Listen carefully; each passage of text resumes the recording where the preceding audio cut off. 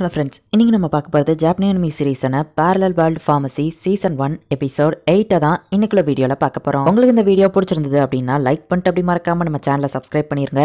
இந்த எபிசோட பார்த்து முடிச்சுட்டு கதை எந்த மாதிரி இருக்கு, உங்களுக்கு பிடிச்ச மாதிரி தான் போயிட்டு இருக்கா அப்படிங்கிறத முடிஞ்சா கொஞ்சம் கமெண்ட்ஸ்ல சொல்லுங்க. சரி வாங்க, நம்ம வளவலான்னு பேசிட்டு இருக்காம இன்னைக்குள்ள கதைக்குள்ள போக ஆரம்பிக்கலாம். இன்னைக்கு நம்ம பார்க்க போறது parallel world pharmacy season 1 episode 8. Commoners pharmacy கில்ட காமிக்கிறாங்க. ஒரு பொடி பையனால நம்ம எல்லாரோட பிசினஸ்க்கும் பாதிப்பு ஏற்பட்டு இருக்கு அப்படின்னு லேடர் பேசவும், லோ லெவல்ல இருக்கிற காமனர்ஸால கூட அவன் மருந்து வாங்க முடியற லெவலுக்கு எல்லாம் சீப்பா இருக்காமேன்னு சில பேர் சொல்றாங்க. ஈவன் அந்த குதிரையை வச்சு அட்டாக் பண்ண அப்புறம் கூட அவங்க பார்மசி நல்லாவே போயிட்டு இருக்கு அப்படின்னு அவன் டென்ஷன் ஆகவும், வேறான் தான் ஆக்சுவலி அந்த ஆக்சிடென்ட் மாதிரி செட்டப் பண்ணானா அப்படின்னு ஒருத்தர் சொல்றான். கோயினோட சப்போர்ட் நொபிலிட்டி ரெண்டுமே அவன் கிட்ட இருக்கு. டிவைன் ஆர்ட்ஸை யூஸ் பண்ணி இப்போதைக்கு எல்லாரையும் சீப்பா கொடுக்குற மாதிரி நம்ப வைக்கலாம். பணக்காரங்களோட புத்தி கூடிய சீக்கிரமே வெளியே வரும். அப்ப மக்கள் எல்லாருமே நம்ம கிட்ட தான் வருவாங்க. சோ நம்ம நம்பிக்கையோட இருப்போம். அண்ட் நீங்க யாருமே பேரலல் வேர்ல்ட் ஃபார்மசி பக்கமே போக கூடாது, கான்டாக்ட் வச்சுக்கிட கூடாது, மீறினா உங்க லைசன்ஸ் கேன்சல் ஆகும் அப்படின்னு பேரான் அப்படிங்கிற அந்த கில்டோட லீடர் சொல்றான். டாக்டர், என் பொண்ணுக்கு உடம்பு சரியில்லை, ப்ளீஸ் ஹெல்ப் பண்ணுங்கன்னு ஒருத்த கதவை தட்டிட்டு இருக்கான். ஒரு வாரம் அந்த ஹாஸ்பிட்டல் திறக்க மாட்டாங்க, எதுவும் ஹெல்ப் பண்ணுமா நம்ம ஹீரோ கேட்கறான். கொஞ்சம் யோசிக்கிறான். நானும் ஒரு டாக்டர் தான் நம்ம ஹீரோ சொல்லவும், லைசன்ஸ் கேன்சல் ஆயிருமே அவன் கொஞ்சம் யோசிக்கிறான். பட் இருந்தாலும் அவன் பொண்ணோட உடம்பு நிலையை பார்த்துட்டு நம்ம ஹீரோவோட ஹெல்ப் அக்செப்ட் பண்ணிக்கிட்டான்.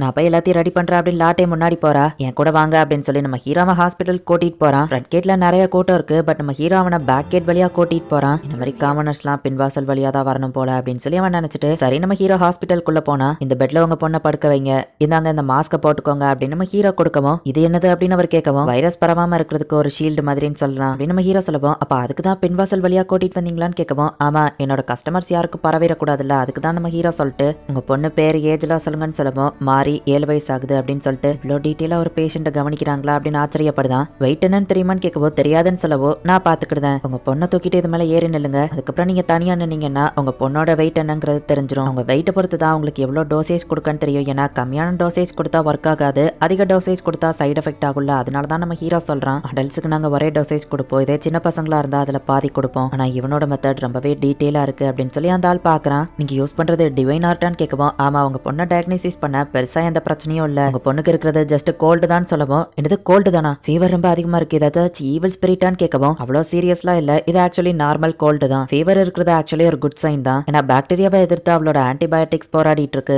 டைஜஸ்டிவ் சிஸ்டம்ல ஒர்க் பண்றதை விட இந்த இன்ஹேலரை யூஸ் பண்ணீங்கன்னா அது டைரக்டா த்ரோட் வழியா ரெஸ்பிரேட்டிவ் சிஸ்டம்குள்ள போய் அந்த பாக்டீரியா கூட போராடும். உங்களுக்கு புரியலன்னா சிம்பிளா சொல்லணும்னா, உங்க பொண்ணு உடம்புக்குள்ள ஒரு பேட்டில் நடந்துட்டு இருக்கு, அதனாலதான் அவ டீஹைட்ரேட் ஆயிட்டு இருக்கா, இந்த மருந்து பேட்டில் வின் பண்ண ஹெல்ப் பண்ணும் அப்படின்னு நம்ம ஹீரோ சிம்பிளா எக்ஸ்பிளைன் பண்றான். இப்போதைக்கு இந்த மருந்து கொடுக்குறேன், கொஞ்ச நேரம் இங்க ரெஸ்ட் எடுங்க, நான் போய் மற்ற பேஷண்ட்ஸை பார்த்துட்டு வரேன் அப்படின்ட்டு நம்ம ஹீரோ போறான். வாவ், இந்த மருந்து எஃபெக்டிவா இருக்கு, இவ்வளோ சீக்கிரம் அவளுக்கு சரியாயிடுச்சேன்னு அவங்க அப்பா பாக்குறாரு. இந்தாங்க 5 நாளைக்கு இதுல மருந்து இருக்கு, ஈவினிங் நாங்க ஹாஸ்பிட்டல்ல போட்டிடுவோம், ஒருவேளை நைட் ஏதாச்சும் ஆச்சுன்னா இங்க வந்து செக்யூரிட்டி கார்டு கிட்ட இன்ஃபார்ம் பண்ணுங்க, அவங்க என்ன கூப்பிட்டு விடுவாங்கன்னு சொல்லப்போம். நைட்டும் வந்து பாப்பீங்களான்னு அவன் கேட்கறான். ஆமா, ஏன்னா நைட்டும் சில பேருக்கு உடம்பு சரியில்லாம போகல அப்படின்னு நம்ம ஹீரோ சொல்றான். ட்ரீட்மெண்ட்க்கு எவ்வளவு ஆச்சுன்னு சொல்லுங்க, கண்டிப்பா நான் அதை எப்படியாச்சும் அடைச்சிருதான்னு சொல்லவும், லோஃபர் பிரெட்டோட காசு தான் அப்படின்னு நம்ம ஹீரோ சொல்லவும், அவ்வளோ சீப் தானு அவர் கேட்கறாரு. எல்லா குழந்தைங்களையும் நம்ம நல்லபடியா பாத்துக்கிடணும்ல, சோ இங்க எல்லாமே கொஞ்சம் சீப் தான் அப்படின்னு நம்ம ஹீரோ சொல்றான். அப்பா அப்படின்னு அந்த பொண்ணு எந்திக்கவும், நம்ம வீட்டுக்கு போறோம் அப்படின்னு சொல்லிட்டு, இப்பதான் புரியுது பேரலல் வேர்ல்ட் ஃபார்மசி கிட்ட நாங்க ஏன் தோத்து போறோம்னு அப்படின்னு அவர் யோசிச்சுட்டு வீட்டுக்கு போறாரு. மேரி தூங்கிட்டாங்க, மருந்து நல்லாவே ஒர்க் ஆகுது அப்படின்னு சொல்லவும், பேரலல் வேர்ல்ட் ஃபார்மசியோட மருந்து தான் சொல்லவும், அவங்க கில்ட்ல அது பக்கமே போக கூடாதுன்னு சொல்லியிருக்காங்களேன்னு அந்த வைஃப் கேட்கவும், நம்ம பொண்ணோட ஹெல்த் தான் எனக்கு முக்கியம், சோ நான் எதை பத்தியும் கவலைப்படல, ஆனா அங்க போனதுக்கு அப்புறமா தான் தெரிஞ்சது அவங்க சூப்பராவே எல்லாரையும் ஈக்குவலா தான் ட்ரீட் பண்றாங்க.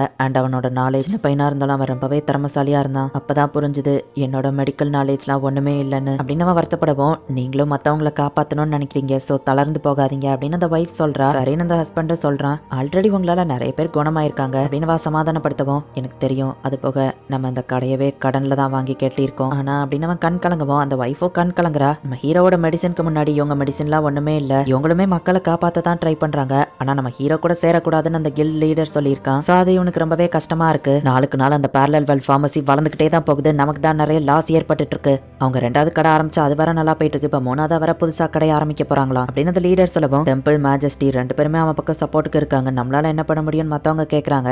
பிஆர்எஸ் இதுல உங்களோட கருத்து என்ன, ஏன்னா உங்க கடை தான் அவன் பக்கத்துல இருக்கு, உங்களுக்கு தானே நிறைய லாஸ் ஏற்பட்டிருக்கும் அப்படின்னு அந்த லீடர் கேட்கவும், அவன் கொஞ்சம் லைட்டா தயங்கிட்டு, சரி நான் கொஞ்சம் இங்க ஓப்பனா பேச விரும்புறேன். உங்கள யாராச்சும் parallel world pharmacy போய் பாத்திருக்கீங்களான்னு கேட்கவும், என்ன பேசுற எதிரியோட கடைக்கு நம்ம ஏன் போனோம்னு கேட்கவும், அந்த ரீசனுக்காகவாச்சும் நீங்க போய் பாத்திருக்கணும். அவங்களோட ட்ரீட்மெண்ட்டை பார்த்து தான் மக்கள் எல்லாருமே அவங்க பக்கம் போறாங்க. அதை நீங்க போய் பார்த்திருந்தீங்கன்னா உங்களுக்கு புரிஞ்சிருக்கும். ஏன்னா எனக்கு அப்படிதான் புரிஞ்சதுன்னு சொல்லவும், அப்ப நீ அங்க போனியான்னு லீடர் கேட்கவும், ஆமா என் பொண்ணோட ட்ரீட்மெண்ட்காக நான் அங்க போனேன். ஈவன் நான் ஒரு காமனரா இருந்தாலுமே என்னை ஈக்குவலா தான் அவங்க ட்ரீட் பண்ணாங்க அப்படின்னு அவன் சொல்லவும், போதும் நிறுத்து. ஒருவேளை அவனோட மெடிசன் சூப்பரா இருந்தாலுமே மேஜஸ்டியோட பவரை யூஸ் பண்ணி தான் அவன் கம்மியான விலைக்கு வித்துட்டு இருக்கான். நம்ம எல்லார் கடையும் மூடினதுக்கு அப்புறமா அவன் விலையை ஏத்திடுவான். நோபல்மன் எல்லாருமே இப்படிதான், காமனர்ஸ் மதிக்கவும் மாட்டாங்க, ஹெல்ப் பண்ணவும் மாட்டாங்க அப்படின்னு அந்த லீடர் கண் கலங்கவும், இவர் பையன் உடம்பு சரியில்லாதப்ப யாரும் ஹெல்ப் பண்ணல அப்படின்னு அங்க இருக்கிற ஒருத்தன் சொல்றான். நம்மளே மாதிரி காமனர்ஸ்க்கு ஹெல்ப் பண்ணணுங்கிறதுக்காக தான் நம்ம இந்த கில்டியை ஆரம்பிச்சிருக்கோம். அவங்க நோபல்ங்கிறதுனால அவங்க கிட்ட டிவைன் பவர்ஸ் இருக்கலாம், நம்ம கிட்ட டிவைன் பவர் இல்லாமையவும் நம்ம காமனர்ஸை ட்ரீட் பண்ணிட்டு இருக்கோம். நம்ம எல்லாரோட பிசினஸையும் அவன் மூடிட்டு விலையை ஏத்திட்டா காமனர்ஸ் அவன் பார்க்கலன்னா அப்ப என்ன பண்ணுவீங்க? காமன் பீப்புள்லாம் யார்கிட்ட ட்ரீட்மெண்ட்காக போவாங்க. சோ அதுக்காக வச்சு நம்ம எப்படியாச்சும் அவனோட ஃபார்மசியை டெஸ்ட்ராய் பண்ணணும்னு சொல்லவோ, போதும் நிறுத்துங்க. நம்மளோட மெடிசனோ ட்ரீட்மெண்ட்டோ சும்மா குருட்டாம்போக்கில் தான் இருக்கு. சில பேருக்கு தான் சரியாகுது, சில பேருக்கு கோஇன்சிடென்ஸ்ல சரியாகுது, சில பேர் இறந்தோ போறாங்க. அது உங்க எல்லாருக்குமே நல்லா தெரியும். ஆனா அவனோட ட்ரீட்மெண்ட் அப்படி கிடையாது, எல்லாமே 100% லாஜிக்கலா இருக்கு அப்படின்னு பேசிட்டு இருக்கவோ, போதும் நிறுத்து. இந்த கில்டுல மெம்பரா இருந்துட்டு நீ எப்படி இப்படி பேசலாம்?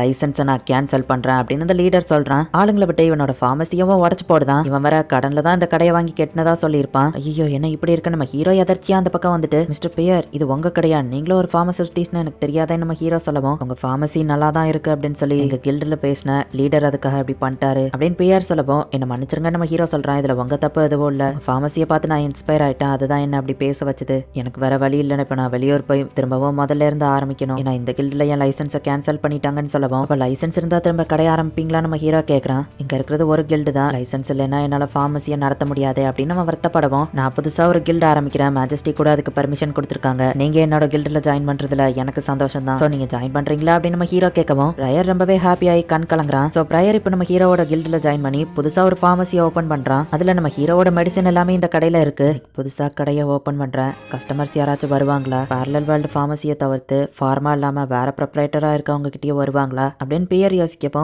அப்பா கவலைப்படாதீங்க உங்களால முடியும் அப்படின்னு நம்ம பொண்ணு சொல்றா. எத்தனை நாள் ஆனாலும் சரி கண்டிப்பா இந்த ஃபார்மசியை நான் முன்னேற்றுவேன் அப்படின்னு நம்ம கதவை திறந்து பார்த்தா, parallel world ஃபார்மசியில கிடைக்கிற மெடிசின்ஸ் இங்கேயும் கிடைக்குமா? அவங்களோட ஃபர்ஸ்ட் பார்ட்னர் கடையே இதுதான் அப்படின்னு சொல்லி நிறைய கூட்டம் ஆல்ரெடி அங்க வெயிட் பண்ணிட்டு இருக்கு. பேர் இதை பார்த்துட்டு ரொம்பவே ஹாப்பி ஆகுறான். என்னோட டான் ஃபார்மசியை நான் இன்னைக்கு ஓபன் பண்றேன் அப்படின்னு சொல்லி அவன் அனௌன்ஸ் பண்றான். இந்த இடத்துல இந்த எபிசோட் முடியுது. அந்த கில்டோட லீடரோட பையனுக்கு உடம்பு சரியில்லாதப்போ எந்த நோபல்மனுமே ஹெல்ப் பண்ணல. அண்ட் காமனர்ஸ் யாராலையுமே டிவைன் ஆர்ட்ஸை யூஸ் பண்ண முடியாது. சோ காமனர்ஸ்க்காக ஹெல்ப் பண்ணணும் அப்படிங்கிறதுக்காக தான் அந்த கில்டு லீடர் தனியா ஒரு ஃபார்மசி கில்டையா ஆரம்பிச்சிருக்கான். அண்ட் நம்ம ஹீரோ நொபிலிட்டி அப்படிங்கிறதுனால கண்டிப்பா இவன் பணக்கார புத்திய காமிச்சிருவான். கொஞ்ச நாளைக்கு அப்புறமா விலையை ஏத்திடுவான். அதுக்கப்புறம் காமன் பீப்புள் வருத்தம் தான் படுவாங்க. அப்படிங்கிறதுக்காக தான் அந்த கில்டு லீடர் நம்ம ஹீரோவோட கடையை ஒழிச்சு கட்டணும் அப்படின்னு நினைக்கிறான். அந்த கில்டு லீடர் ரொம்ப கெட்டவ மாதிரிலாம் தெரியல, கொஞ்சம் நல்லவ மாதிரி தான் தெரியுது. ஆனாலுமே நம்ம ஹீரோ கடையை உடைச்சது, அப்புறமா பிரயரோட கடையை உடைச்சது, இதெல்லாம் கொஞ்சம் மோசமான விஷயம் தான். இப்போ நம்ம ஹீரோவை புதுசா ஒரு கில்டு ஆரம்பிச்சிட்டான். அண்ட் பிரயரும் அதுல ஜாயின் பண்ணி கடையை ஆரம்பிச்சிருக்கான். இதுக்கப்புறம் தான் கதை இன்னும் சூப்பரா போகும். ஸோ மிஸ் பண்ணாம பார்த்து என்ஜாய் பண்ணுங்க. அண்ட் உங்களுக்கு இந்த வீடியோ பிடிச்சிருந்தது அப்படின்னா லைக் பண்ணிட்டு அப்படி மறக்காம நம்ம சேனலை சப்ஸ்கிரைப் பண்ணிருங்க. தேங்க்யூ ஃபார் வாட்சிங்.